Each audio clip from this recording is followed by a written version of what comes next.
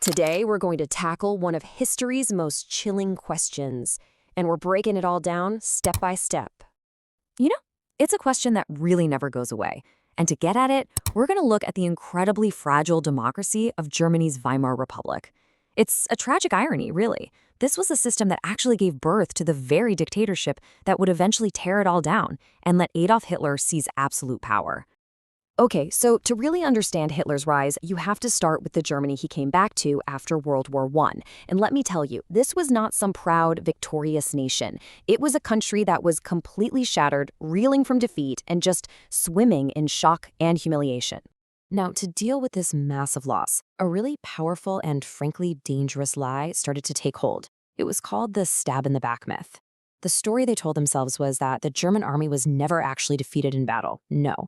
Instead, they were betrayed, sabotaged from behind by politicians, by socialists, and especially by Jews back home. This lie, it just poisoned German politics right from the very beginning. And if that myth wasn't bad enough, then came the harsh reality, the Treaty of Versailles. For pretty much every German, this treaty was a deep national insult. It made Germany take all the blame for the war, pay these massive reparations they couldn't afford, and give up huge chunks of territory. All this created this deep, simmering anger, which you can imagine was the perfect fuel for extremist politics. So this new German democracy, the Weimar Republic, was basically born into a firestorm. It was immediately thrown into this mess of political and economic chaos. I mean, it was a government under siege from day one. Just look at this timeline. It shows a democracy just stumbling from one crisis to another. You've got coup attempts from the far left, from the far right, you've got political assassinations, and then crippling hyperinflation that literally made people's life savings worthless. And then, right when it seemed like things were maybe, just maybe, starting to calm down, bam, the 1929 Wall Street crash hits, and Germany gets dragged into the global Great Depression. In hiding inside the Weimar Constitution was a fatal flaw, Article 48. This gave the president this incredible power. He could rule by emergency decree, completely skipping parliament. Now, it was meant to be a safety switch for extreme emergencies, but it very quickly became the normal way to govern. And that set a really dangerous precedent for one-man rule. So all this constant crisis, it creates a kind of political vacuum. And that's the big question, right?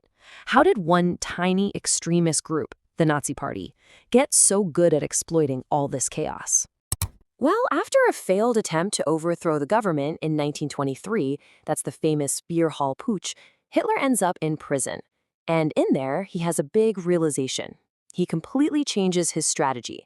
The Nazis, he decides, would stop trying to smash the system from the outside. Instead, they were going to use the tools of democracy itself to tear it down from the inside. And this is where the story gets really wild. Take a look.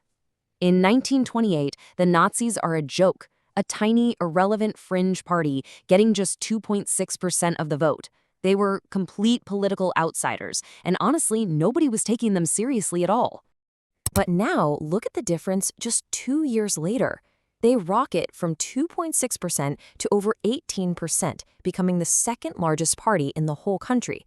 It was an absolutely unbelievable political explosion. So what happened? What was the spark? Well, the answer, of course, was the Great Depression.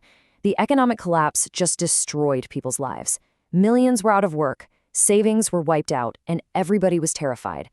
And into that desperation, the Nazis stepped in with simple answers for very complex problems.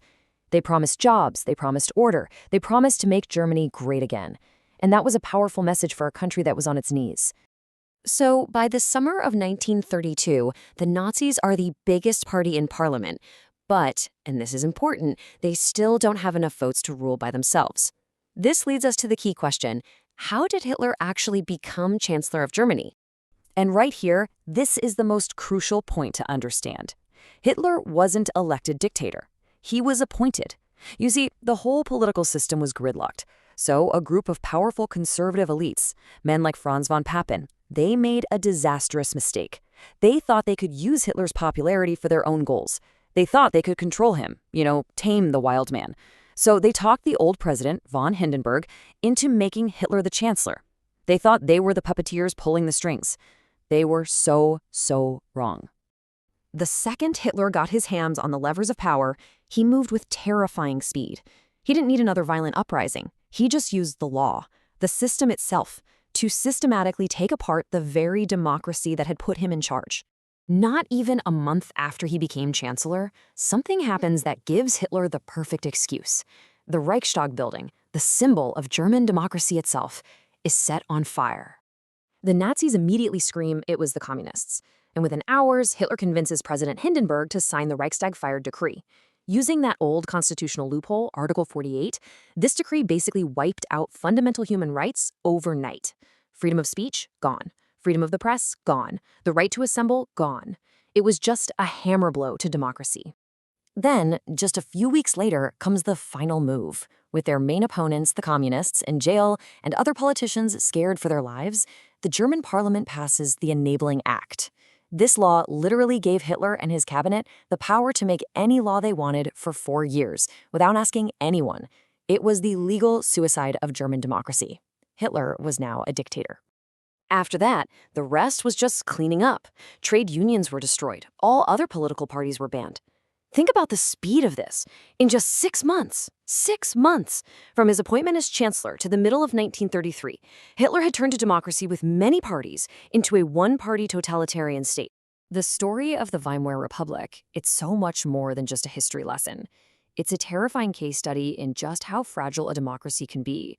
It shows us how a perfect storm of national trauma, economic collapse, and political leaders making terrible miscalculations can allow a system to be legally destroyed from the inside out. And it leaves us with this huge question. What are the guardrails that are supposed to protect a democracy, and what happens when they start to break?